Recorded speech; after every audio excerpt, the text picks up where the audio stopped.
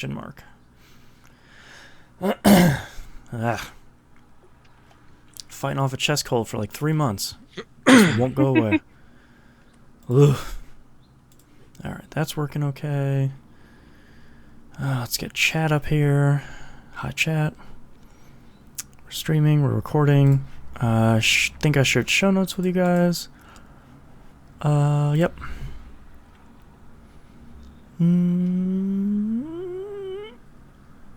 I think that's it. Just letting the social networks know of us. Oh yeah, I need to retweet some business here. Retweet. I always forget that. Here we go. Thank you, TweetDeck.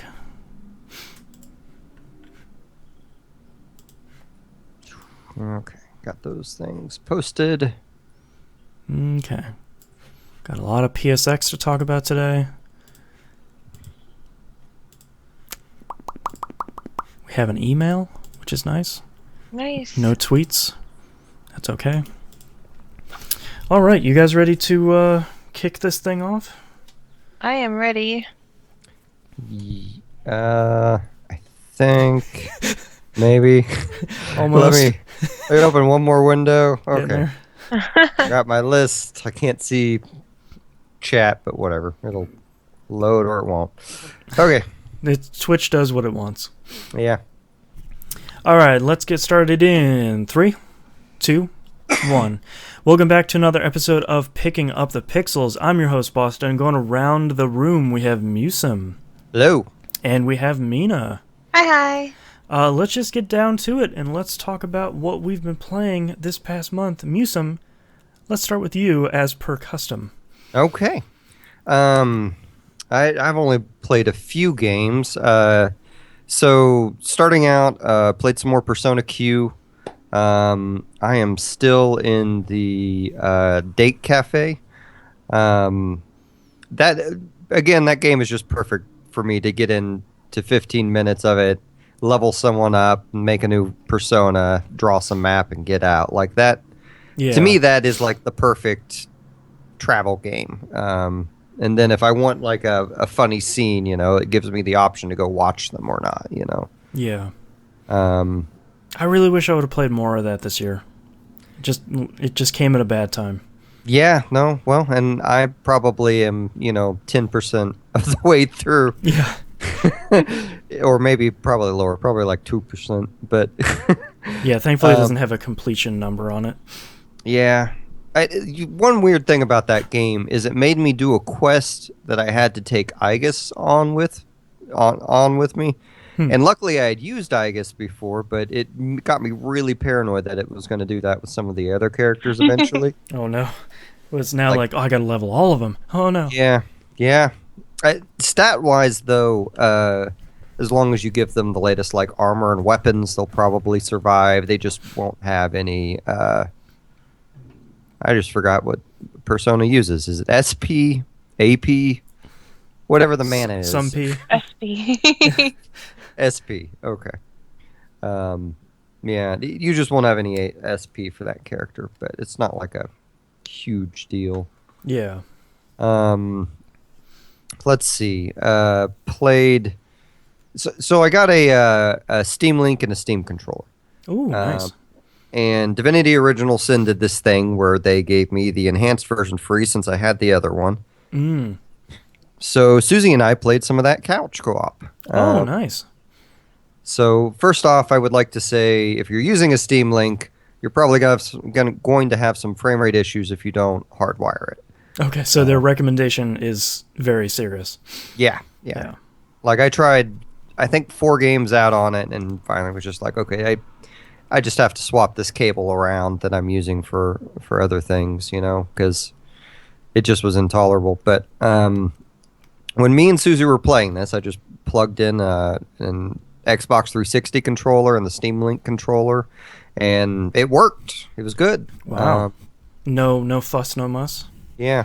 Huh. It was also kind of amazing. Like, I didn't tell Susie it was an RPG beforehand because I don't think she would have agreed.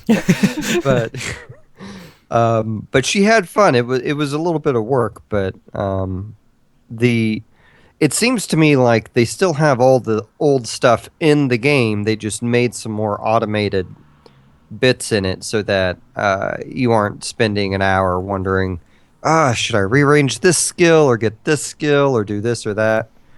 Um, and another benefit this time through is like the first time I played through, I went to the intro dungeon, couldn't figure it out and left. And this time we actually went through the whole intro dungeon. And I'm like, Ooh. oh, that's nice. Do you think they changed some stuff around to make it more obvious, or did you kind of know what you needed to do already? No, I had no idea. Okay. I'm fairly certain Susie and I got farther in that dungeon within like 2 minutes of us being in. There might have been more tutorial things. I kind of wish I'd gone back and played the original intro again just so I could talk about it more intelligently on here. But it seems to me so far to be a smoother experience. I guess the other nuts thing to me is it literally had me and Susie create profiles in the game. So this is a PC game I am playing that we are literally doing couch co-op on, and is literally stat tracking us in two separate profiles. So Oh, wow. it's just something I'm not. Maybe I've never tried it before, not in at least 10 years. So maybe that's something they've just been doing with the PC games, but I was pretty impressed. Yeah, that's something I don't think I would expect to work so well, because I would expect you plug in two controllers, it figures it out, and like you can do the couch co-op, but not really tracking that much stuff. That's pretty neat. Yeah, and I didn't. The Steam controller is really weird, but Divinity Original Sin, they actually did a controller setup for it, so that one actually played well. Games that don't have a controller setup for the Steam controller specifically are I mean, it's a nightmare. You Oh God. Just to speak plainly. it's I mean, those pads are essentially digital trackballs. Yeah. So you move your thumb out to the right and it's going to keep going, and you don't know when it stops. It's a digital trackball pad thing. I played around with one of the original ones where it had two of those track pads, and that was really hard, because you're like, okay, this is cool. It's almost like a trackpad on a mouse. Nope. Yeah. You're right. It is exactly like one of those old trackballs where just you want to flick your finger really quick, and then it's just going, and it has momentum. It's like, okay, this is not at all what I expected. Except you don't have the physical ball there that you can literally just stop on a whim and control it that way. But for Divinity, it worked well, again, because they had it set up for that. So I'm trying to remember how they assigned the powers, but like I don't know, everything just made a lot more sense, and like Susie figured it out all pretty well, and she had never played the game before. I also forgot how good the music in that game is, but it kind of just gets me more excited for the sequel. So hopefully her and I will play even more of that later. But is there a planned release date for the sequel? No, they just did the Kickstarter this last year. Okay. So it's probably 2017, 2018 at this point. Yeah. Like they had already been in production on it, but like their scope expanded so much farther. Like it's kind of funny. Like you see like the Friday the 13th Kickstarter where they have this laundry list of like stretch goals they want you to hit, and they didn't open up like even half of those. They barely got the game funded. And then you go to Divinity Original Sin 2, and like they barely had any stretch goals. Like you could tell like by the end they were really like, what can we add to this, guys? How about a digital soundtrack? Like I don't know, but it's cool sounding because they're hiring one writer per character in that game is how they're kind of rolling with that. But but that original game's, I think, pretty great, and I think it has a lot of couch co-op potential as long as everyone is down with a turn-based type deal. But well, it's kind of a perfect setup for couch co-op because there's no real pressure to. You can sit there and you can figure out your strategy and take your turns, and like nobody has to worry about, oh my God, there's this thing coming at me, shoot it. It's not like not like anything else.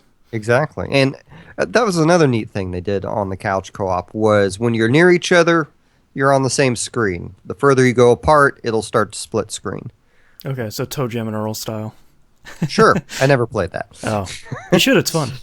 I have heard. Yeah. I've heard the excitement for Mostly from toe me, I'm sure. jams. You and Knobs are definitely some of the Oh yeah. some of the top ones, but Well, I heard too with how the split screen works is basically you can be in entirely different areas of the world, just often doing your own thing, and the game kind of doesn't care. yeah, we didn't really test the extents of that. It was, oh crap, Susie left the starter dungeon. I got to get out of here so I get whatever experience she's getting, kind of thing. Oh right. She did start talking to characters, and then I could walk up to those characters and hit listen in, and then it would later involve me in the dialogue, though, which was Oh, kind of interesting. Um, and I also had the option to leave that conversation and go do whatever. So Wow. there's a lot of neat things in there, and considering the second game they're basing entirely around the idea of kind of couch co-op.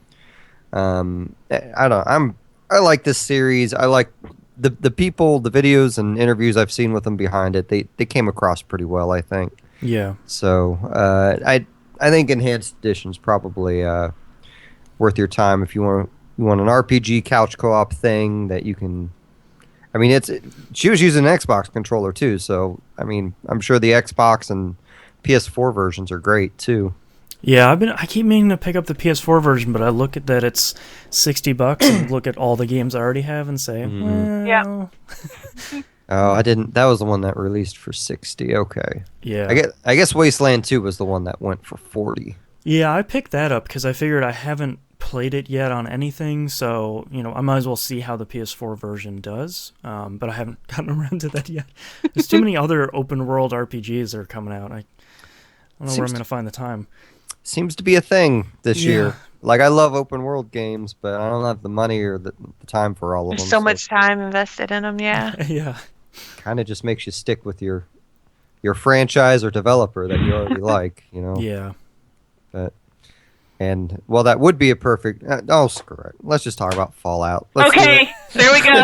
All right, so Good I segue. won't have any other games to talk about. All right. it. Well, and I have one more game to talk about, but that was just the perfect moment. Yeah. So Okay. I think it's. So I've listened to TVGP, so I know I'm at the polar end of from Boston on where Fallout is. Okay, I've already finished Fallout Uh-oh. 4, so I Oh, have gotten an ending. This isn't a spoiler, but basically throughout the story you can align yourself with one of 4 factions, and I aligned with one of them. I won't spoil who they are. You can probably guess if you're playing it. I really wasn't happy with the ending that I got, so that is sort of coloring a lot of my opinions. Gotcha. Was it so you posted a picture on Twitter of a companion you got a while back. Was it that faction? Of a Or am I going companion, too I got it a while back. I gotta look You- at my Twitter account. I don't remember. Oh. I'll investigate now, and I'll be right back with you. Well, okay. I was trying to think of a coded way to ask you. give me a letter. Give me a letter what they start with, who you sided with. Oh, no, I did. So, there's all right. So this is not a spoiler. Surprise! The Brotherhood of Steel is in this game. Oh, Okay. I did not go with them because Okay. I have hated them ever since they appeared in Fallout. And You know, I ran into them and I was like, they don't seem that bad. And I've Yeah. actually considered siding with them because they don't seem that bad. But then I don't know, and you like, start doing some. I thought that, and I was like, I don't know, man. Maybe it's Sins of the Father. Fallout 3 they were pretty mean. Fallout 2 they were terrible. Maybe I'll give them a shot. And I started doing some missions. I was like, no, nope. Nope, these guys are terrible. Aren't they the villains of the first Fallout? Yeah, Okay. like 1 Yeah. and 2, I believe.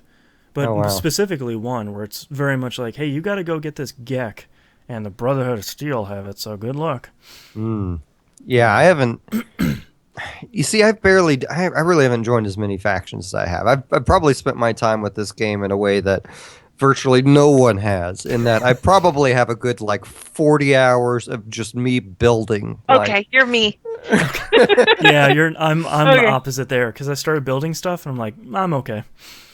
Holy smokes! I'm gonna have to post some pictures on the forums of the buildings I've done, and you should do it too.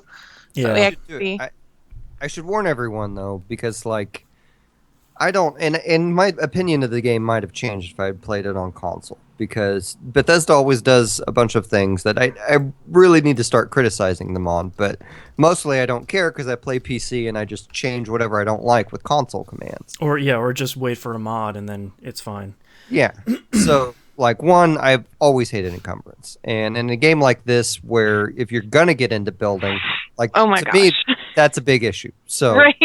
Yeah. I clear out a place, I pick everything up, I turn on God mode, I warp back to wherever I want those materials at, and then unpack it. Yeah.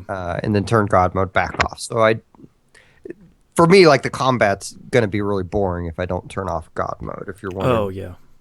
Where my logic there is. And then the other piece to me is sometimes I just want to build a bunch of steel and wood walls and I don't have enough. Oh, right. So if you turn on God mode while you're building, you stop gaining experience. So I've kind of gone back and forth with a lot of that stuff, but for me, it's a lot of I want to build this thing up to as tall as it can be, and then I want to build a bar at the top. And I seem to be doing that with all dozen or so of my Minutemen settlements. You're scattering bars all over Boston. So, are you managing to do your builds fairly, Mina, or are you like me, where you're a dirty, rotten cheater? I haven't turned on God mode even once, and I've luckily not encountered any sort of glitches that have had me to any console commands either. So far, have not touched it. What I usually do is when I get in a settlement, I organize all the furniture I want to keep, and then I destroy everything else. And then I start building the settlement and stuffing it with the furniture that's already like made. That's a good idea. Yeah. And I try ransacking like I usually so what I do is I usually have like a follower with me that I fill up their inventory and I send them back. Oh, right. Because I'm just like, take this stuff, haul it back. I don't need you anymore. Yeah, mule. And this was before I built supply lines. So what I would do is I'd have like a person in one location. I'd fill them all with stuff and send them to the location that I was planning on building at. And then I started, filling up my inventory. I'd get a different companion who was just standing around there, and I'd fill them up. And I'm like, okay, go to this location. I mean, now I have supply lines, so that's all pointless. But yeah. yeah. So what did you do to? I feel like I know a lot of people have been talking about like being low on screws and aluminum, but the one that usually hits me because I built a lot of wood walls and things is wood.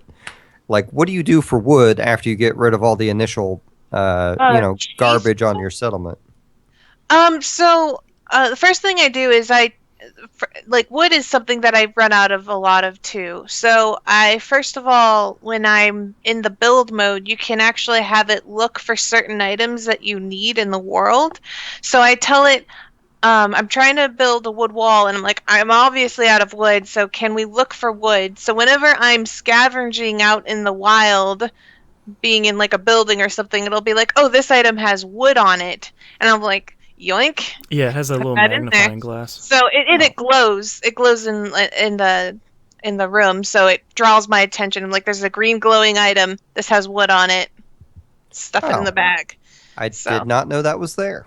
Yes. Yeah, and stuff like the super mutants that carry the ones that do wood melee. planks. Yeah, that carry wood planks. Those will break down. If you break them down at the weapon station, it'll break down into wood. Gotcha. Yeah. Gotcha. And you can just in build mode, you can just scavenge a bunch of trees too. Mm-hmm. Well, and that's what I always do. Like Mina kind of described my first approach to a settlement, except I don't move any furniture around. I just do a perimeter walk and destroy everything I don't want, and then start building. But I will tell you, the first 2 hours I spent of this game was in Sanctuary, taking all their fences that had fallen over and putting them back up. Hey man, you gotta rebuild the town. Yeah, like after that, I was like, "What am I doing? What am I doing with my time?" I don't even gain experience for this. This is crazy. Oh, man. But man, I don't like. It's a huge game. It's Yeah. So I've had one glitch, and I've told it on every other podcast I've been on. Tell me. Some people might have heard it, but this is my favorite glitch. So, one of the side stories, without trying to spoil it, you're trying to give this guy confidence.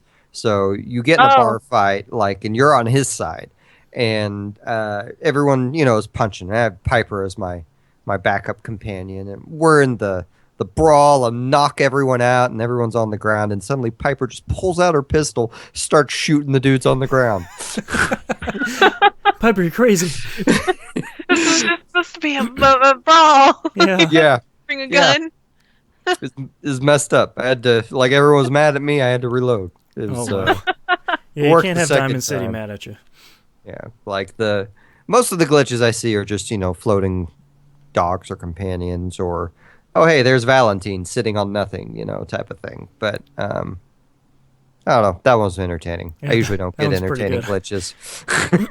I've had outside of probably my first 2 sessions, I haven't had a lot of problems. I'm playing on PS4, and early on I had a couple of hard crashes and hard locks, or a lot of conversations where they're just sitting there staring at you and no one will continue the conversation. I'll just reload a save and I'll be fine. But after probably about the first 5 hours, I didn't run into any of those anymore. So that's kind of weird. Well, that's good. That's kind of interesting because I actually had a friend who was playing a PS4 as well, and we were kind of doing the game side by side, doing the same stuff. Mm-hmm. And I remember him getting very upset that he crashed probably 3 or 4 times in the very early stages of the game, like you said, first 5 hours. Yeah. And I haven't heard him say a word about crashing since then. We've put in a lot. Yeah. My timer is at 2 days and change. Something. Yeah. Yeah.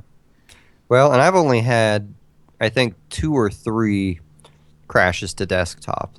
Everything else has just been random glitchiness, and I mean, of course, one of my other favorite glitches is always the passive aggressive conversations where suddenly your main character just won't look at the other character they're talking to, and someone has their back to you. Yeah, exactly. I've only had the same glitch happen to me 5 times, and it's not bad, but I guess it's game breaking. Several times I'll be shooting at an enemy and they will just not move. They'll be completely passive and staring at me, and I will just be like, well, cool. Yeah, I've had that too, where it's like, all right, headshots for everybody. Well, it was interesting because me and my friend, like I said, we were doing a game that was side by side pretty much. So we entered this place and we were like, oh my gosh, there's all sorts of super tough mutants, they've got all the skulls next to them, and he was like, well, we got to do it, and he died several times. I was like, well, I'll give it a shot. So I fired my first shot at the super mutant's head, and he didn't move, and I was like, okay. I kept going, and I gunned down the entire place, and he's like, they've got miniguns and nukes, and he's like, it's crazy, and I'm like, yeah, they're just staring at me, they're just looking at me wow. What are you gonna do? I do have to say, regarding the shooting, I think that's one of the better improvements made in this game, where you don't have to rely on VATS all the time. You can actually aim down sights and actually shoot an enemy, and that feels really good. VATS has been worthless to me in this game. I don't know if it's because of my build, but I swear I have a 75% chance to hit something, and it's never going to hit. Not even once. And so weird. I've given up on that entirely. I'm just I'm just gonna snipe dudes and shoot I put a lot of points into perception really early on, so VATS was pretty useful for me up until basically the very end, where there's just too many enemies.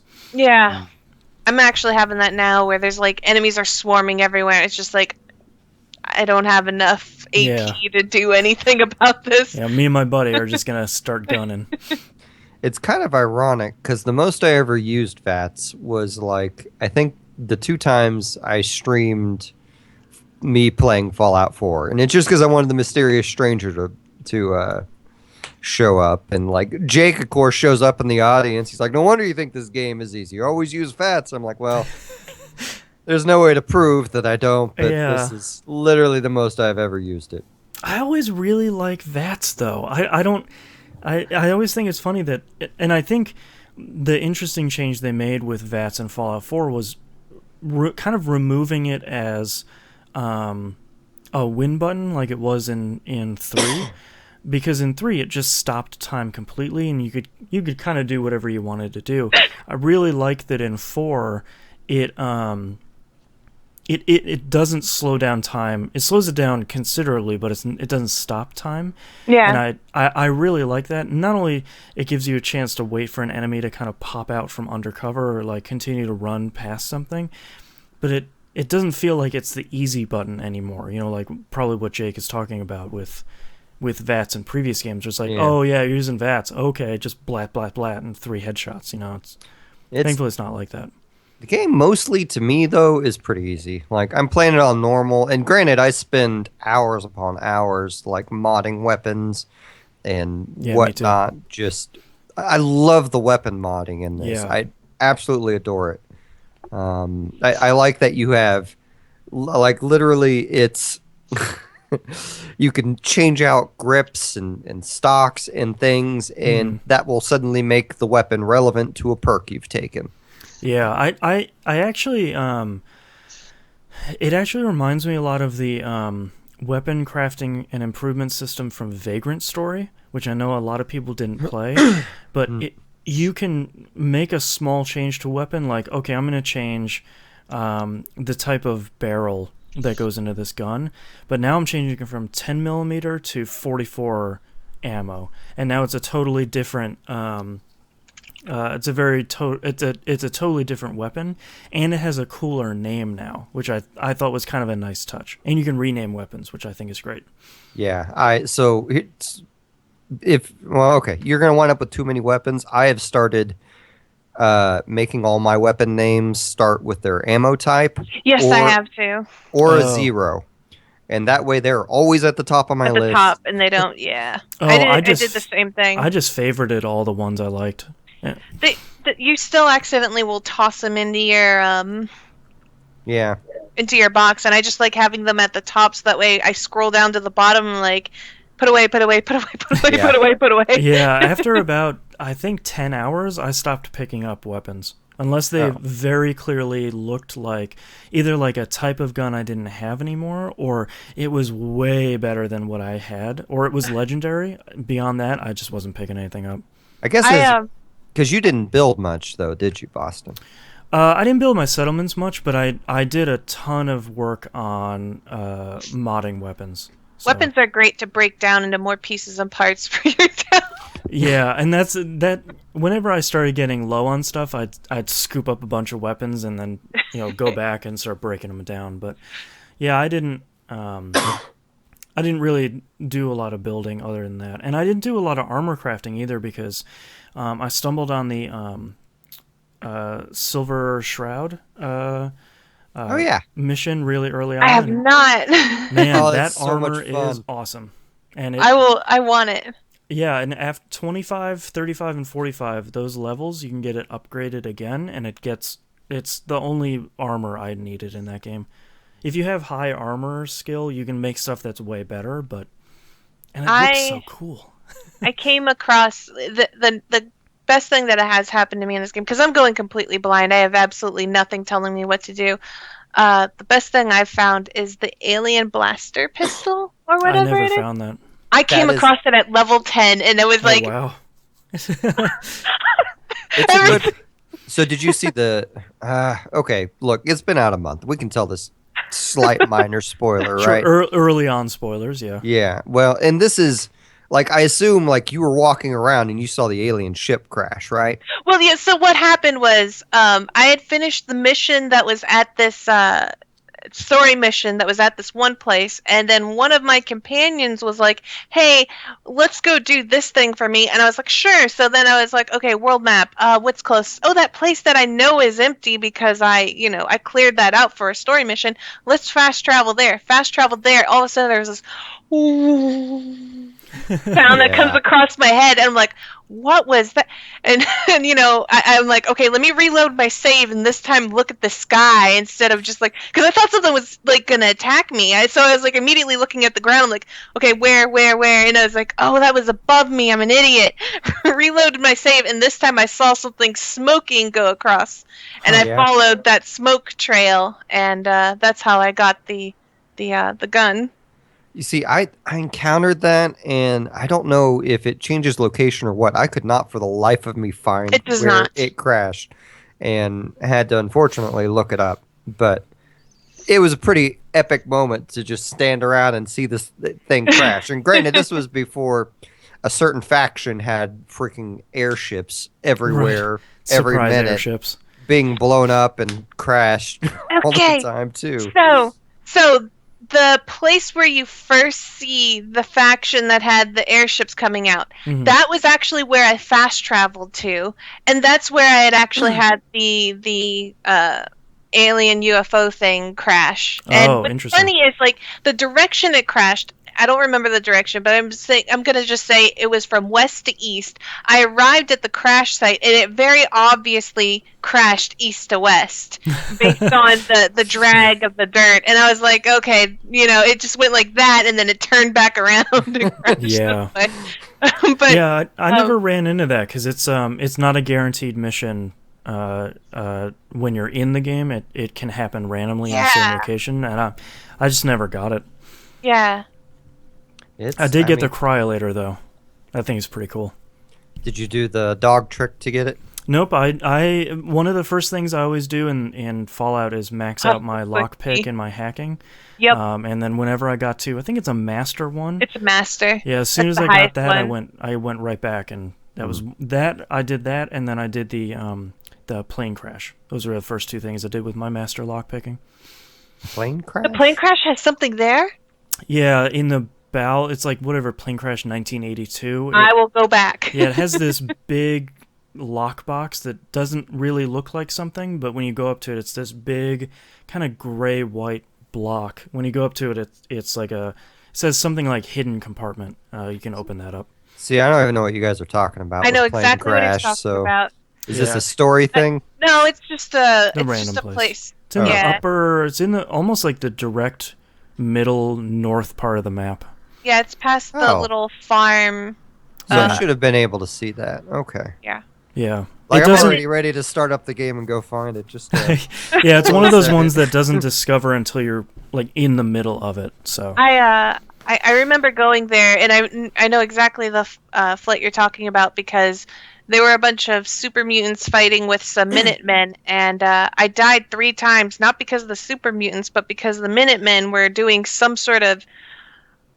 They were tossing like Molotovs at themselves and ending I was getting like caught up in their throws, and I was just like, you know what, you guys can keep having this little battle. I'm gonna move on. I'm on my way to something important. Yeah, that's that liquid THC everyone does nowadays, man. Yeah.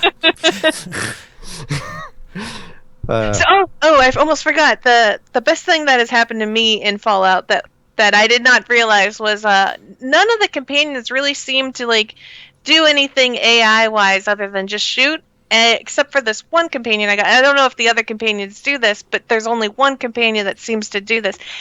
He like picks loot off the ground, guns specifically. He goes after guns all the time. Mm-hmm. So we were in this tower and we were fighting, and this super mutant had like a minigun, and he was just like, just splatting us, and so I take out the super mutant, and then we had like some come up behind me, so I turned around to like kill these guys. All of a sudden I see a brrrr coming up from behind me, like, what is shooting? He ran over to the minigun, picked it up, and was like, nope. I had that happen before too. That was an awesome surprise. I was like, who is shooting me with a minigun? And he's over there, it's just glowing red in the darkness. I was like, right? All right, this is pretty cool. And I don't know if other companions do that, but I know for a fact that I've never had like Piper or oh gosh, several other characters pick up the like weapons. Like it was I know just you this don't. one guy. I know you don't give Piper grenades, man, because she will. Yeah, never give just. any companions grenades. I found that No out. grenades, no I just- Molotovs, Yeah, I found that out the hard way with mini nukes, man. Yeah, me no too. mini nukes, Yeah. no fat men's, Ugh. nothing. Ugh, such a bad idea. Yeah. Yeah, I haven't. I will say, if you haven't given your dog a teddy bear, Oh. you should do that. Yeah. I did that on accident because I was just trying to, like I said, like hoist all my stuff on my companion so I could pick up more loot. And all of a sudden, I saw what dog meat was doing with the teddy bear, and it's like, oh my god! I wonder So- how many things you just missed because of that. So, did anyone buy that other dog from that guy that was walking around? I did not run into that. Oh, What? I've been meaning to go back and try and find him again. Like while I was tracking down. Let me think. It was a story quest where you gotta follow this guy with Valentine for a long time. But while I was doing that, there was some guy just walking down the street with like a. I don't remember if it was a pit bull or what, but it was a different breed of dog entirely, and he offered to sell it to me, and I said no because I was afraid it would get rid of dog meat. But I had regretted that moment ever since. I was just like, I could have just saved and bought it and See what have happened. 2 dogs, man. Gosh. Well, I know that dogs and robots don't take up like people spots in towns or whatever. So I wonder if he would have just become a part of the town. Like, Oh, yeah. did you guys get the thing that produces cola and stuff for you? No. Oh I my didn't do any gosh! building, so. Jeez, it's not even building. It's just a quest. It was great. So I have a machine that dispenses cola for me, Awesome. and it's Is it a faction quest or is it just a random quest you found? just a random quest, and the thing tells really bad jokes. Oh, I think I know who you're talking about. I ran into him, but I didn't do any of his quests. Yeah, I was in there, and it was like I could either like give this to the quest that I was supposed to, or keep it for myself. And I was like, keep it for myself. Yeah, I'm taking this thing. You're coming back with me to the home base. Yeah. Yeah, man. I don't. I've spent a lot of time lately, kind of talking a lot of trash about the ending of Fallout 4, but. Man, when Fallout 4 works and it clicks, it just like 3, it's so good. And it's those experiences where you just run across a random place, you're not fast traveling, you're just running across the map and you run into something crazy or something dumb. You go into a building and it starts like a half-hour mission for you, totally encapsulated, and then once you're done with that, you move on your way. Oh, that's the stuff where Fallout's really great. It's that great open world part of it. But man, just like 3, anytime you run into any of the main story stuff, it's not as up to snuff as some of the fun random stuff is. I don't think I've heard one positive word about the Fallout 4 ending. So, and there are I haven't think gotten there. 3 different endings. One basically depending on which faction you choose, and the one I got was just. And my main problem with it, I definitely won't spoil it, but my main problem with it is it seemed like it was going in one way and then very suddenly took a very dark and nasty turn. And then at the end, I was sort of like, well, I had to do a lot of stuff I didn't sign up for, so that's not the ending I thought I was going towards. So I felt like I got, not that I was lied to, but it felt like I got a different ending than the one seemed like I was moving towards. Well, and truth be told, like Bethesda, they have picked up their game over the years in terms of storytelling, but we also have to realize when I say that, I'm really just saying they went from like somewhere between an F and a D grade to like a C grade. Right, exactly. Storytelling is not their strong suit, and I appreciate a lot of the stuff they did. It was a little jarring walking into Diamond City the first time and seeing like the characters with all the extra animations and detail and motion capture to them. But it was appreciated, and the music for the game is still gorgeous. Yeah, I feel But the one thing I recommend for people for the music is just turn the radio off every once in a while. The game's actual soundtrack is really really good. yeah, it's I Boston. I really want you to go back and play New Vegas someday because I like really need to. I've been thinking about it after being disappointed in the story of Fallout 4. I'm sort of thinking, well, I could just play New Vegas because everybody seems to love it, and I love Obsidian, so kind of the best combo.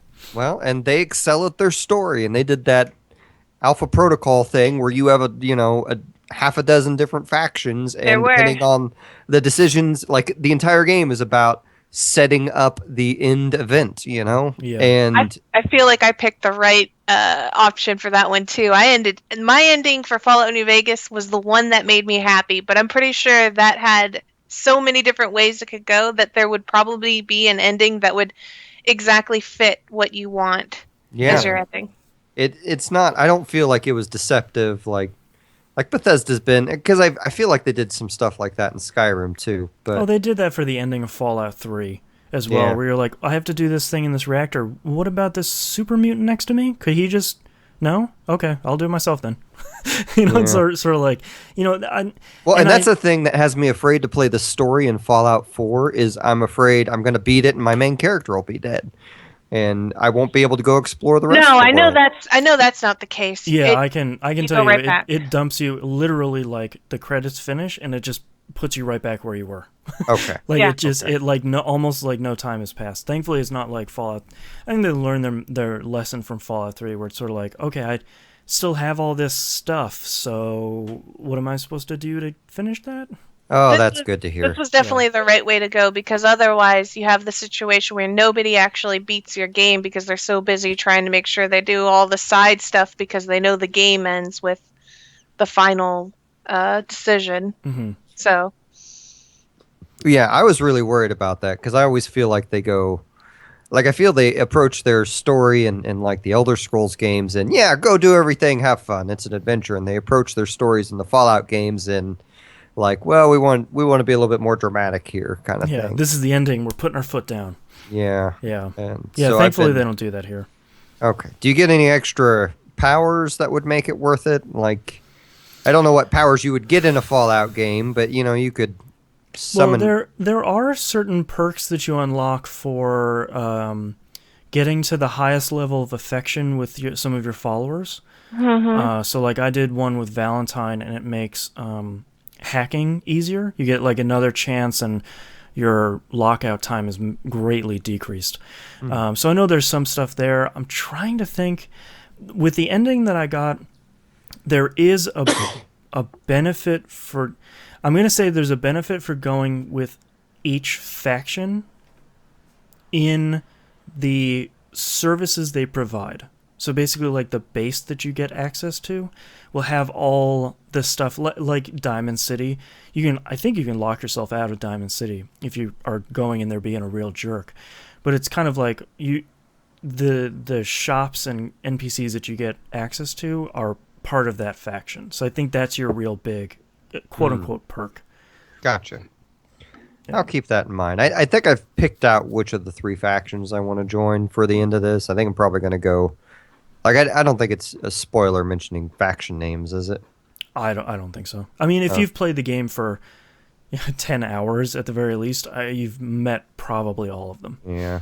I mean, I guess one of them I was surprised to hear that you could join up with, but the one I'm thinking I'm going to go with right now is the Railroad.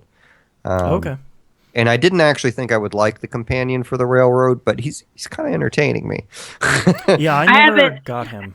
I think I'm right. I'm following the railroad right now to get there, I guess. So I haven't gotten quite there yet. The Railroad, finding them was really unintuitive to me. Like, Yep. super, super, super unintuitive. I And had it to look didn't. it up. It didn't help. Like, the first time I tried, I was drunk and I was doing like a Twitch drunk scream. Yeah. And that is like the absolute worst because the Railroad quest is literally write down these numbers, like physically write them down. The game's not going to write them down for you. Oh, and you also have to follow a trail while you're doing it. So Oh God. Yeah, my Oh, crap. my suggestion for that quest would be just look it up. yeah, Okay. Just I don't guess even. I will. Yeah, just don't even. You'll look it up and you'll be like, oh, okay, I didn't. Okay, I did not understand that. well, and the worst part is the path you're supposed to follow is covered in like rubble and Yep. destroyed things, and just it is. It'll disappear for a block and you'll find it What? again randomly. Yeah, it is. No. Yeah, It is such a look pain up in a the guide. butt. It'll tell you which building to go to, go in there, where to go, what to put in. Otherwise it's kind of a pain. Yeah. Yeah, And I did not side with the railroad, so they are not available. Well, I'm not. I don't know. I feel like the one faction we haven't mentioned might be considered a spoiler, but I haven't found them either. But I have a feeling the story will take me to them if I keep following it. It does, yeah. Okay. Yeah, Yeah. I'm pretty sure. Have you done the glowing sea yet? That's my next one, and I have a set of power armor that I think will be good for it. Whoa! Wait, you haven't done the glowing sea yet, but you've done the railroad. You can do that out of order. Oh my gosh, I didn't know. I did the glowing sea already. Yeah. No, those are totally separate. It doesn't seem like Oh. it, but yeah, those are separate because you get the railroad quest really early on, and I just never did it because it did not Oh. sound exciting. I didn't do it either because it was just kind of like, okay, whatever. But the yeah, main story quest is now forcing me to do it. Yeah, eventually it'll force you to do it, and that's when I had to do it like 30 hours in. Yeah, no, that radioactive desert thing sounded like a nightmare. So I was like, I'm just gonna do other stuff until I find a bunch of good anti-radioactive equipment. So Yeah, it's a cool mission. That's one of the coolest missions in that game. yeah. So I did the glowing sea side by side with someone else, and our experiences through the glowing sea was completely different. Oh, really? He encountered 3 legendary death claws at the same time. Me too. I did not. Wow. That was fun. I made it out alive, but by the skin of my teeth. Well, now I really don't want to do that. Holy crap! Yeah. I only encountered one, but I encountered one at the very end where there was a cave, and even though I did not do anything like God mode or glitchy or whatever, what I did do was I kept going in and out of the cave, pew pew pew, back Oh, into yeah. the cave, pew pew pew, save up all my AP because it was a legendary Deathclaw, and I must have wasted like 200 bullets. Did you get something good for killing it? The never ending something something something something sniper gun. Oh, wow. It I never have to reload it. It has like the maximum amount of damage. It's got the best scope on there. Wow. It's just like and I'm like a level 12 or 13 and I was like I'm good for the rest of the game. with this and my alien blaster I shall rule Yeah. the world. Wow. So I didn't get anything good out of mine. I got a lot of like armor pieces that were too heavy for me to carry around. Yeah. That's too bad. Yeah. So what do you guys think of how they treated power armor in this game? I have not actually. So I have a power armor, and it is. I have 5. I have one power armor that's actually fully built, though. All the other power armors are like, oh, this one has a torso, this one has a leg and an arm. I found a lot of full power armor suits just laying around. Dang it! Dang it! I kept feeling very lucky because I was like, oh, what's this over here? Oh, it's a full like T-55 power suit. Cool. Dang it! Let's go back to Sanctuary. Yeah, I have like 3 or 4, and 2 of them are that X series. So Yeah. Why? one of the have X the series is worst. not complete though. But, I have the Well, worst one- power armor. Where'd just- you get them? well, one of them I found because the Brotherhood of Steel keeps showing up places and dying. Oh, right. They always win. I want them to die. I sit there and watch them, and I don't help them. Like, please, please, please, Raiders, come on, you can do it. I one time stalked this one guy in a power armor, watching him go from battle to battle, hoping that eventually he would just lose enough firefights that he would lose his power armor, but he never did.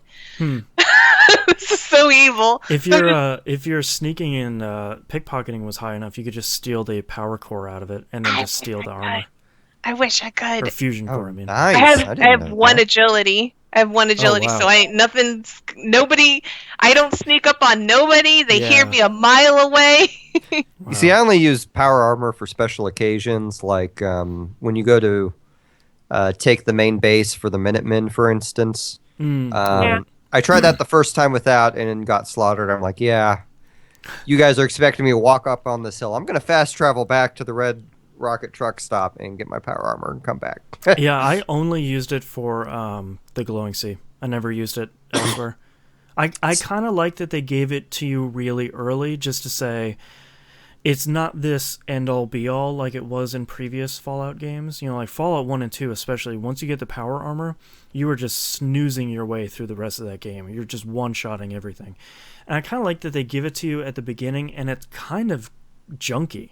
And it's you can spend the time upgrading it and putting your a lot of steel into it. But I kind of like that they didn't make it like the best thing in the game, and they gave it to you really early. I thought that was kind of fun.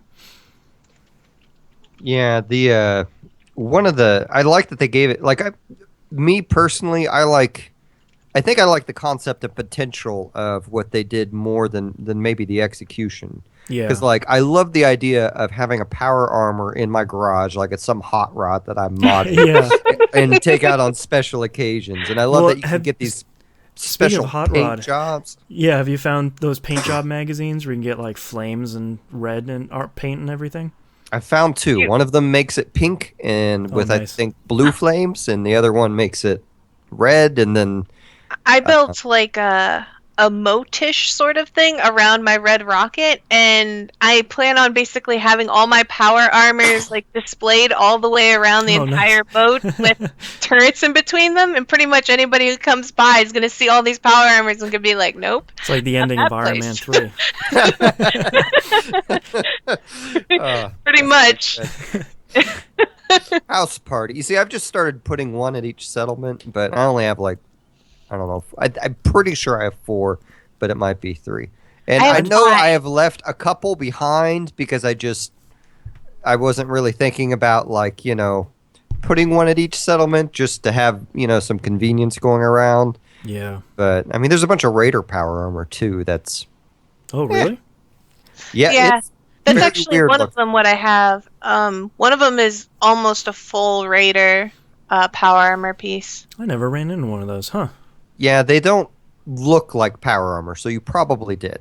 Oh, okay. Yeah. Like they look kind of, and they actually look similar to another piece of Raider armor, but it's got this big cage thing over the head instead of an actual those helmet. things. Really, Okay. really ugly looking. And whenever you kill them, they only drop like a couple pieces.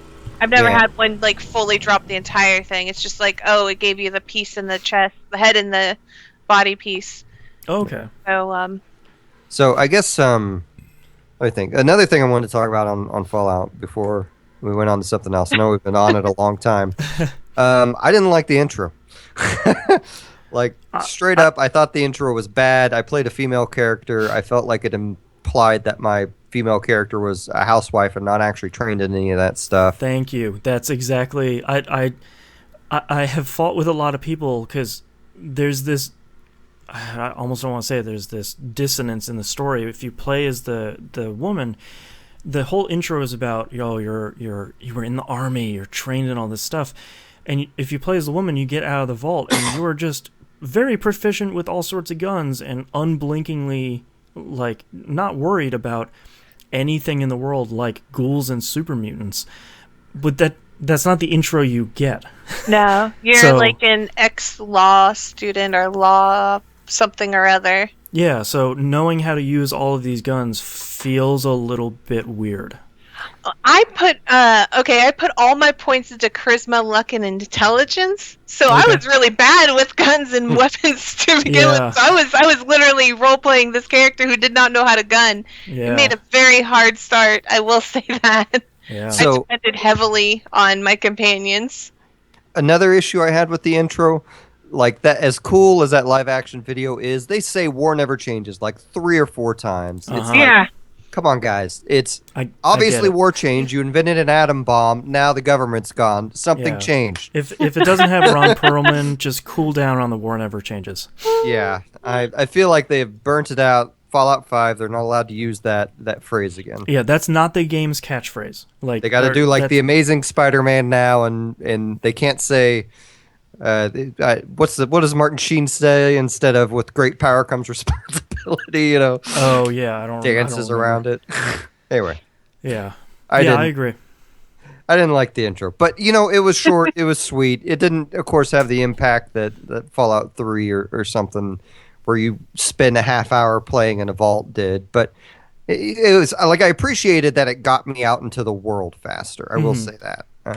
Yeah, it kind of got to the point pretty quickly, which I feel was a direct response to Fallout 3 because everybody's like, okay, I'm in this vault forever, which I feel like I'm one of the few people that really enjoyed it because once you got out, it felt very important. But yeah, I don't know. I thought Fallout 3 had a really good intro. I don't remember the intro to Fallout New Vegas, but I don't know. That's always weird with these games. Oh yeah. Oh yeah. That's a pretty good intro. Yeah, It got to the point real quick. Yeah. have some amnesia and now go find that guy from Friends. Yeah. Yeah. Anyway, I can talk about my last game, unless you guys want to keep talking about Fallout 4. I think we covered most of the high points. We'll probably talk about it next month too, because you guys will probably have finished most of it. The main story isn't terribly long. Well, and I'm hoping the mods hit too, because and I know they are already out there, but I want Steam Workshop. Yeah, exactly. But I'm sorry, it sounded like I was interrupting you, Mina. No, I've been so the way I've been doing it is me and my friend are doing the main story together, so whenever my friend's not playing, I'm allowed to do all the side quests. So I imagine whenever we'll probably get it done. I don't know how far along I am, but I feel like I'm getting closer and closer to the conclusion. I'm not convinced I will play this through to a story end, but we'll see. It's really not that bad. I would encourage it because if only for the reason that it dumps you back out in the world. Yeah. I think all of the because of the ending I chose, I got locked out of some factions. I don't know if that happens with everybody, but it very clearly tells you at the point where it's like, if you do this, these people will be very upset with you. So there's a very clear point where it's like, all right, this is the march towards the end, and here is the dividing line. There's no way to join multiple factions, so it's pretty much you have to pick a faction, and then the other two are going to be locked out. I've heard it's really just about all those three factions. Yeah. So I don't know. We'll see. We'll see what the other two have to say. But I didn't like that guy from the Brotherhood. But since I know, so you're thinking Railroad. I know who Boston picked now. Mm-hmm. Guess I have to go and pick the other one, so that way all three of us have an ending we can talk about. Yeah, I would not recommend the ending that I chose. Okay. I guess I'll be with the militants then. Yeah. Mm-hmm. Okay. So lastly, I played a game that I actually can't talk about too much. Of course, I played Warframe, and they came out with a new update. It's called The Second Dream. Usually on these updates, they're so big and mechanical, like there are lots of different aspects I can talk about. This one is very unusual for Warframe in that it is so story-based, and because it only came out 3 days ago, I really shouldn't say anything too much about it yet. So I'll just say that at the end of the story, they introduce... Well, no, I shouldn't even say that. They do some cool stuff. Yeah, pretty much. It's nice to see an update from them that focuses more on the story, though. It was needed. Yeah. They have not nurtured their story nearly enough, in my opinion. And I think this, like anytime you're in a mission and they give you a story motivation to be there, like their mission types feel so much better. Yeah. This one was cool because they actually incorporated whatever Warframe you were doing into cinematics that they had and kind nice. of these very specific things. And There's a new mechanical system that they introduce at some point in it, but I really can't even talk about that so much. But it gives you another, for someone like me who just has maxed out stuff on everything. It gives you something to equip on those, so that item can continue gaining some form of experience and buffs. Oh, nice. Which is pretty cool. But yeah, I still love that game. So that's all I got. Mina, is it just Fallout 4 for you? Unfortunately, I started playing it a little bit. I was thinking I'm gonna go back to Skyrim, and I'll go play this game and this game, and then I just was like, it's all Fallout. So for me, it was all Fallout and a game that just came out today that we'll talk about in news stories. So let's take a break. Okay. I gotta go see what my dog is doing downstairs. Very concerning. Hey, Tolman.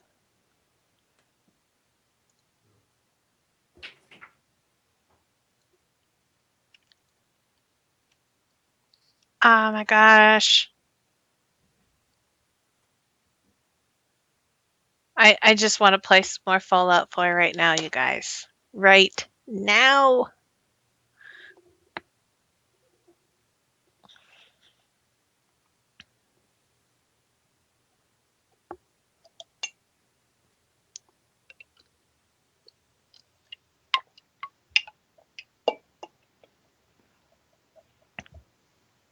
You're only gonna do one playthrough? Yeah, I don't think I'm gonna do multi playthroughs of Fallout 4. It's kind of like what I'm probably doing right now is I'm going to get the main story complete. And then, just continually load this save and mess around in it. I don't think I'm going to play it a second time and start all over again. It's just there's so much to invest in a single playthrough that I don't want to do it. Um,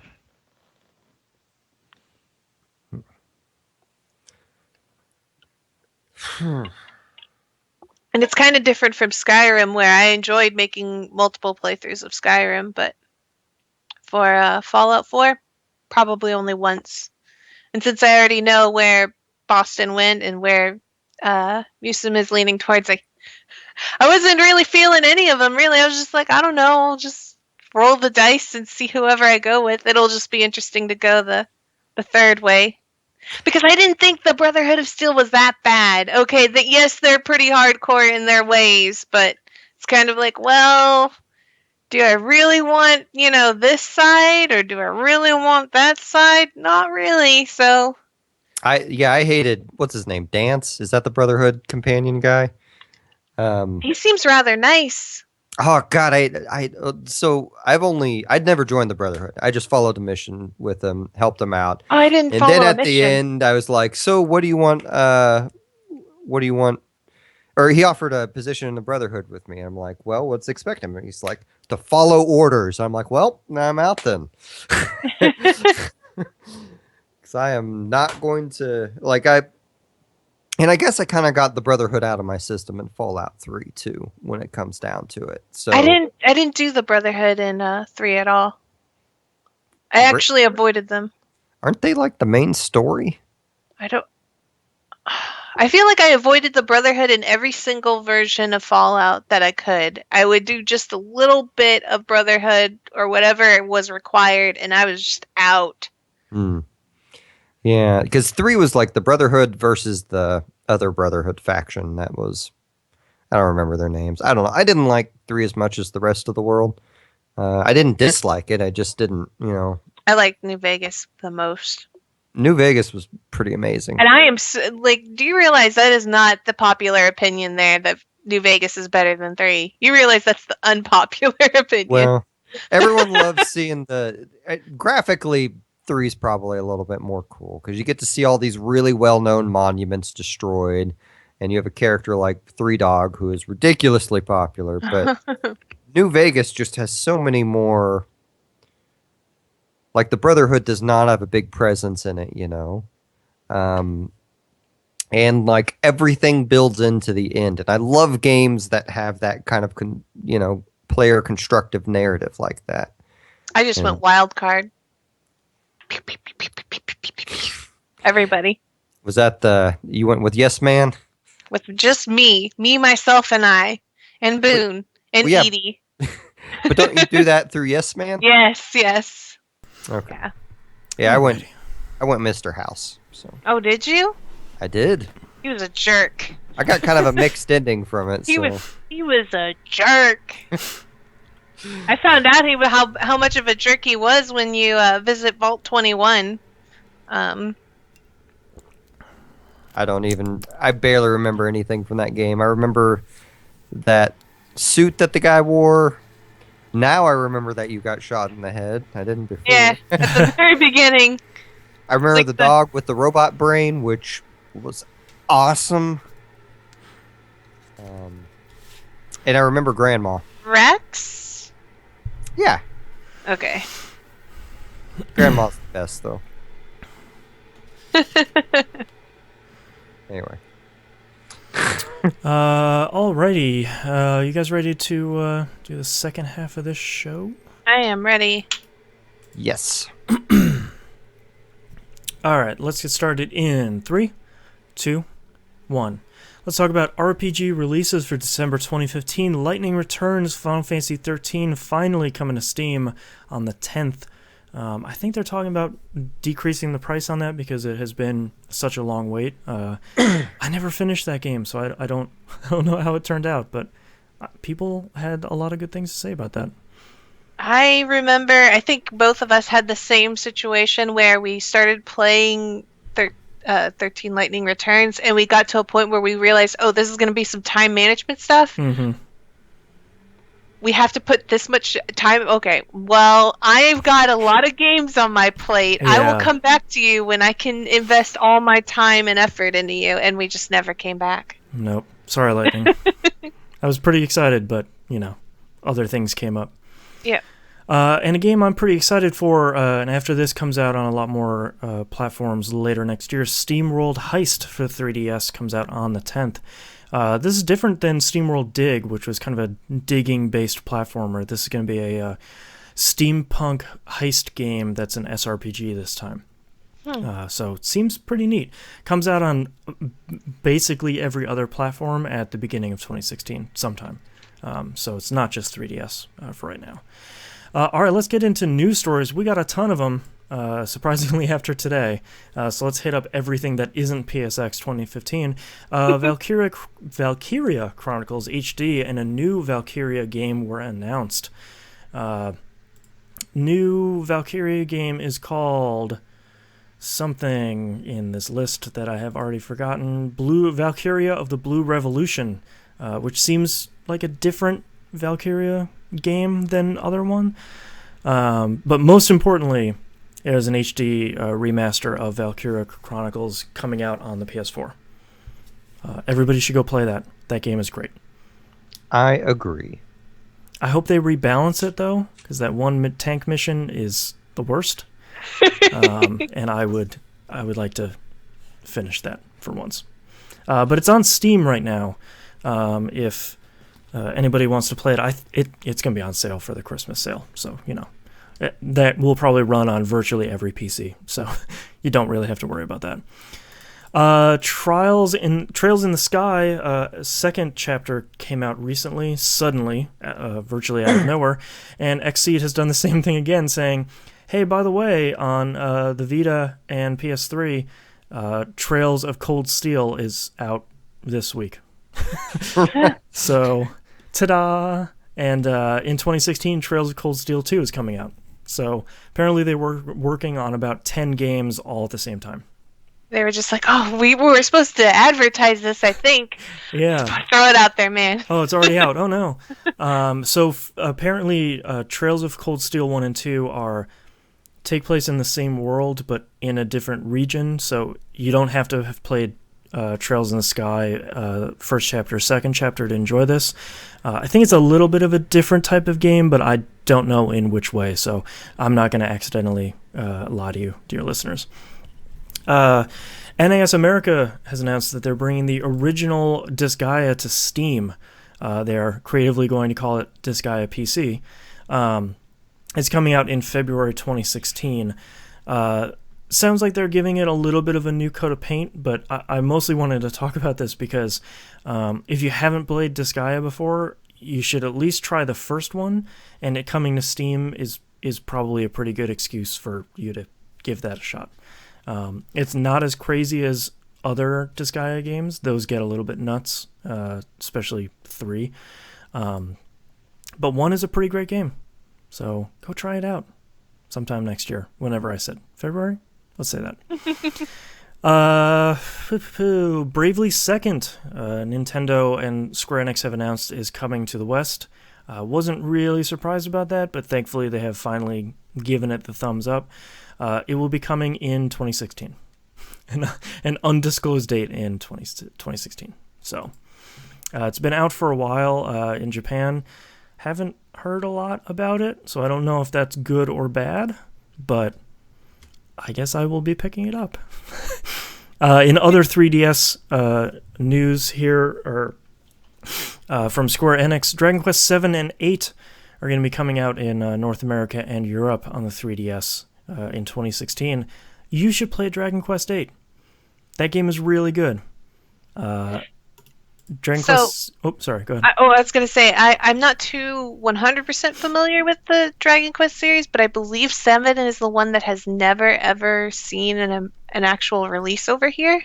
It came out for the PS1 over here, but it was pretty rare. Okay. I think its claim to fame is that it's super long, like a genuine 100-something hours. So probably a good one for handhelds, but that has kind of scared me off of the game. So I've never given it a shot. But man, 8 is really good, and it's made by Level 5, and Level 5 is really good. And that soundtrack is incredible. 8 is so good. Go play 8. Can't go bad with that game. Cloud from Final Fantasy VII is going to be in Smash Brothers.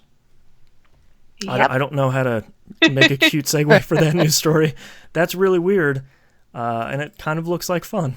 So he's getting a toy too, isn't he? An amiibo? I have not seen that. Oh, is that not a thing? I thought you had to get an amiibo to be in Smash Brothers. No, he's just gonna be put in there in a patch. Oh. Now that you've said it, though, probably, because Nintendo is very happy to put out more amiibo. And that one would sell gangbusters. People who don't even have Nintendo products would buy it. Yeah, like me, who keep buying amiibo every once in a while. I have a Metroid. I have a... What do I call Samus Aran in the suit? Like, now that they've made one of her without the suit, haven't they? I think just Samus. Samus? Yeah, because other ones, they have like, it's Samus in the Varia suit or whatever. But okay. Yeah, I have regular Samus. old Samus. I have Samus, because they need to make more Metroids. Yes, that's true. Like, good ones, though. Yes. Yeah. Speaking of older RPGs, a whole bunch of PS2 games are launching on PS4. As we're recording here on the 5th, they have come out. If you're listening to this in audio version, they've been out for a couple days. You can go check them out. The 2 big JRPGs that are coming out are Dark Cloud, the first one, not the second one, unfortunately. Come on, number 2. And Rogue Galaxy, speaking of Level 5. Rogue Galaxy was pretty cool. And the thing I didn't realize until I purchased it today on my PS4 is that it comes with trophies. So... Oh, no. Goodbye forever. And each one of these has a platinum. So if we ever have Dark Cloud 2 come out, I'm going to be gone for about 6 months. Just fishing, playing golf all day. So I was kind of impressed with Rogue Galaxy when I fired it up.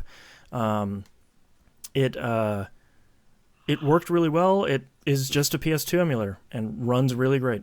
So it fires up a PS2 and fires up a couple memory cards for you to use, and you're off playing Rogue Galaxy. So that game is super cool. I feel like they should make all the digital releases they did on PS3, like the PS2 games I bought there, work on PS4 too, and not charge me for it. That would be awfully nice. I would really like to be able to pop in my Rogue Galaxy disc and have it play, but yeah. Unfortunately, Sony's response is, it's nice to want things. So, sorry, Musum, you and I are both kind of up a creek here. Yeah. Yeah. Magnatech says, "Oh God, if one of those trophies is making everything in the factory, oh boy, I have bad news for you, sir/madam." That might be one of them. All right, let's talk about the PlayStation Experience 2015. That kind of snuck up on me and was a way more important of a thing than I thought. Final Fantasy VII Remaster got a new trailer. Boy, I'm turning around on that game. That thing looks really, really good. Also, please change Wedge's voice acting. It looks a lot more explory. They showed some of the... once you're out of the reactor in the beginning and you're kind of wandering around Midgar, they showed some of that stuff, you ducking under rubble. They showed some of the battle system, which looks very action-y.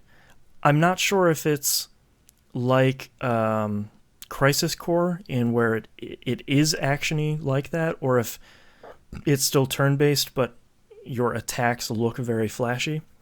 They haven't really said yet. Boy, Kerntoni in chat says now they can finally start selling Persona 4 on PS4 too. Don't do that to me. I can't.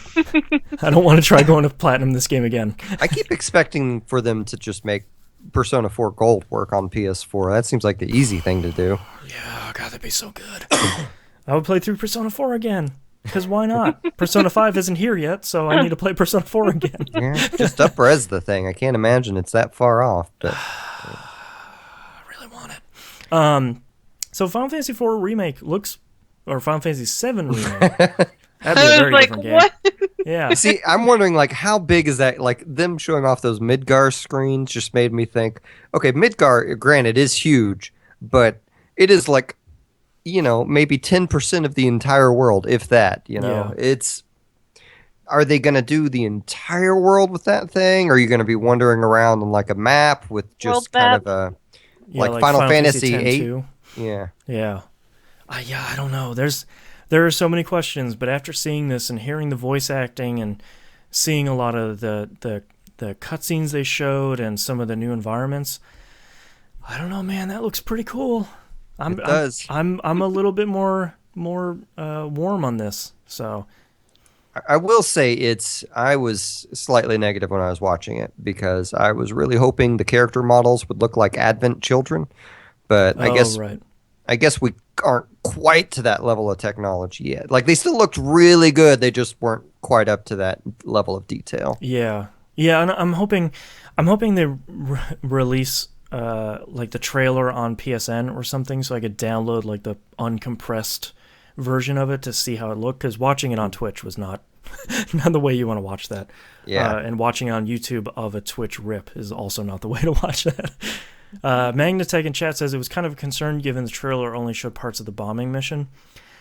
I think that's mostly a vertical slice thing where it's okay, we got to get a bunch of stuff at the beginning kind of locked in here and looking really good, and I'm sure the rest of that is not. They just got Final Fantasy 15 into a playable state from front to back, so there's a lot of work left to do on that game. Honestly, when the trailer started, I was like, I'm gonna laugh my butt off. Well, one, it started and showed all the fan reactions, and I was thinking I'm gonna laugh my butt off if they just show the fan reactions and then cut to the next game. Right.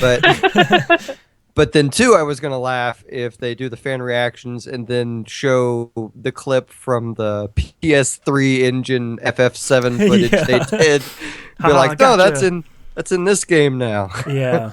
It was so far beyond what I was expecting to see from that game. Square Enix has a bad reputation on how long it takes them to do things. So Yeah, we'll see. I'm feeling a lot more warm on it. The other Jay-Z in chat says I really like what they did to Barrett. He's not Captain Forearms anymore.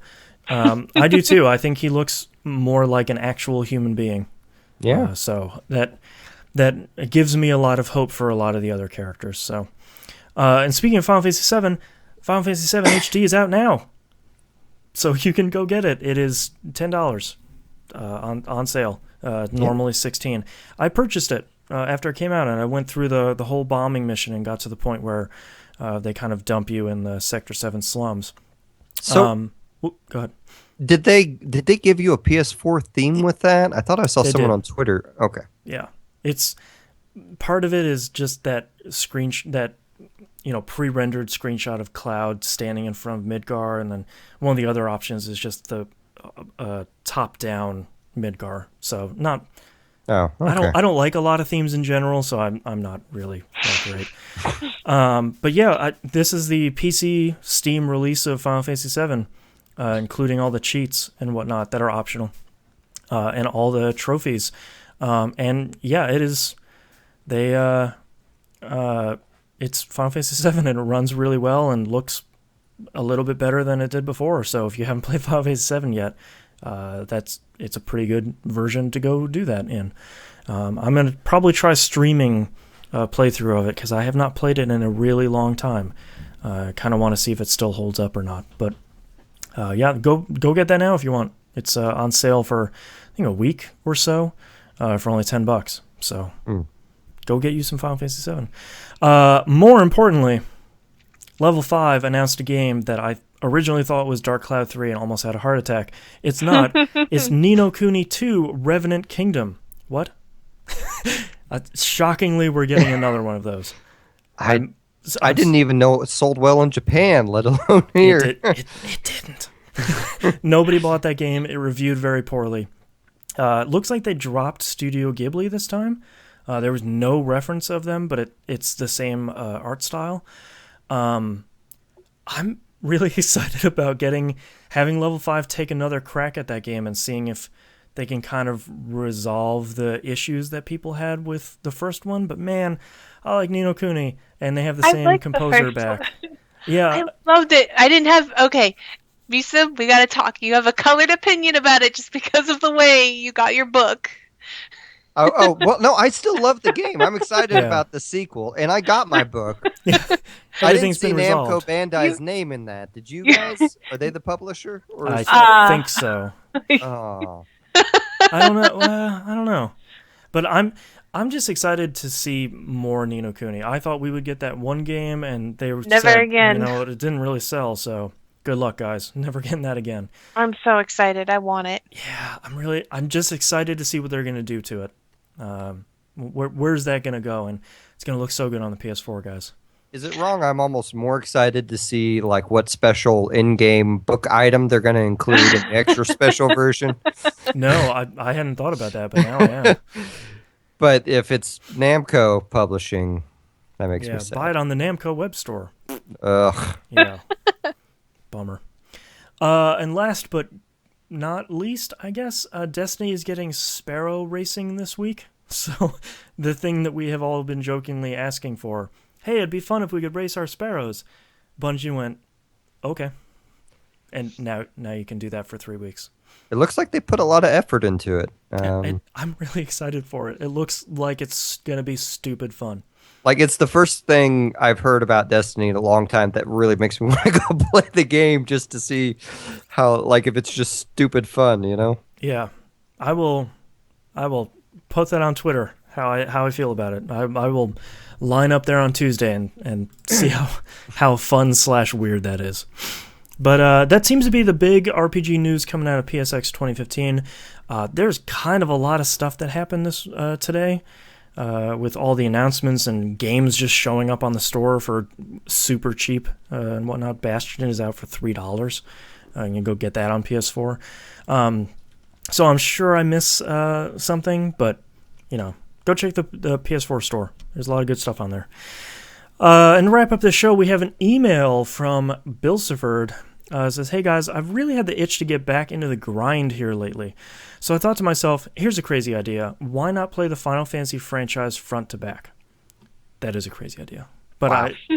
I fully endorse it. Let's try it once. I've always really enjoyed the Final Fantasy series and only ever finished 7 and 10. But I've never really dove into any of the systems or found ways to exploit these games. If you guys have any tips and tricks for me at the start, that would be super awesome. This could take a while, so check back in with you guys and let you know where I'm at. Wish me luck. Good luck. play the easy version of 1 and do the GBA edition. Yeah, play the GBA version of 1 and 2. Go spend some time before you start finding the best version of each game. I feel like for a lot of these games, there's kind of a generally accepted best version for these games. Like 5, you should play the GBA one, but not the PlayStation or not the Super NES one. Because there's benefits to these. So go through and do that. Just grab a walkthrough for Final Fantasy 2. That's kind of inexplicable. Yeah, I actually did the same thing he did. Wasn't last year, the year before. I went to beat all the Final Fantasies, and I remember I looked for the best versions of each one. For Final Fantasy 2, what I pretty much got from everybody was just get a guide for that one. Don't they're like just It's if weird. if you're trying to beat it, like just trying to get it done with and move on to all your other games, they're like you need a guide. Yep. And just because the whole mechanics of the gameplay, I actually didn't get to 2. I kind of put that one on the last. Yeah. But I don't know. And then I kind of was crossing my fingers, hoping that Final Fantasy 12 would get a HD remake, and I'm still crossing my fingers. It could happen. You never know. Can I get the international HD version, please? I bought Final Fantasy 10 4 times now. You can. I've done my part.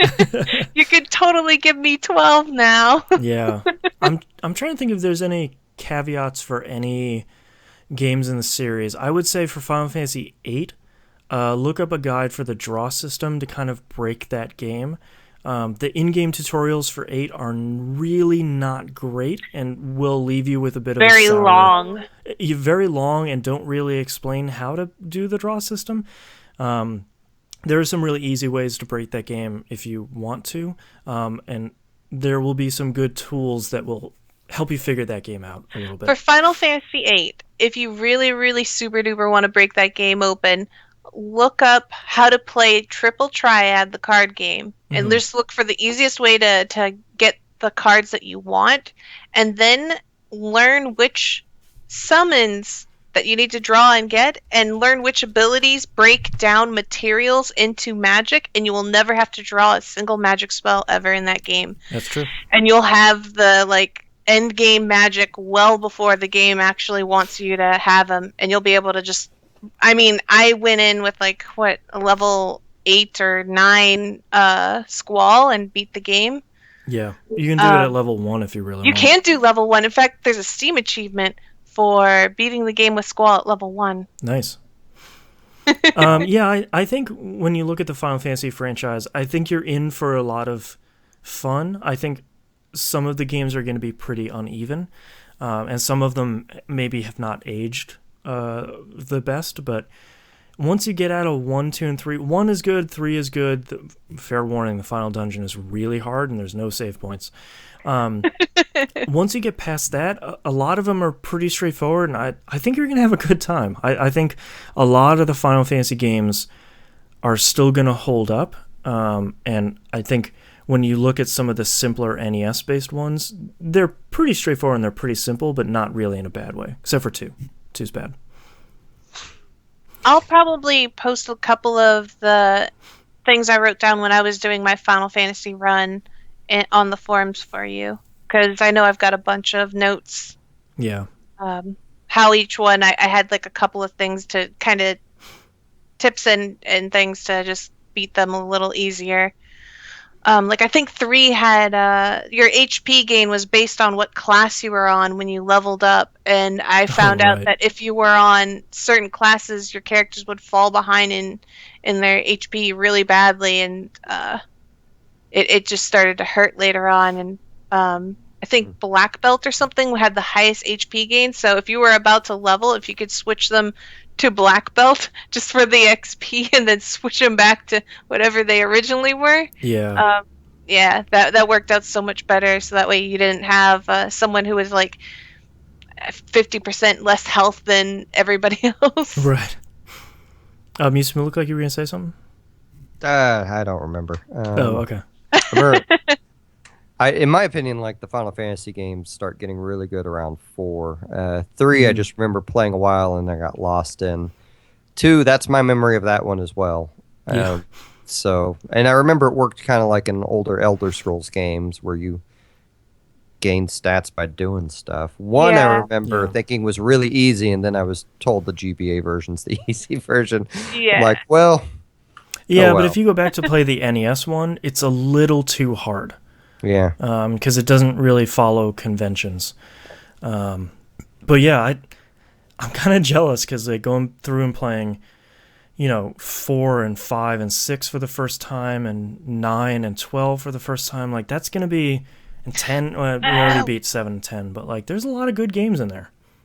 Yeah. And before you play 6, drop us a message or something, and we can give you a couple of hints of what not to miss, because if you miss it, you'll lose characters and stuff. Yeah, So, a couple tips and tricks. yeah, there will be some tips and tricks there. Yeah. So did he say he was going to do like Final Fantasy Tactics or any of the spin-off I games think he's too, just or is gonna he? do the whole numbered series. Yeah, he Oh, didn't okay. really specify, but I would almost say, after you finish 13 Lightning Returns, I would probably recommend going and seeking out some of that stuff. Like, it's not a Final Fantasy game, but play Mystic Quest. It's like 8 hours, and it's this fun little thing.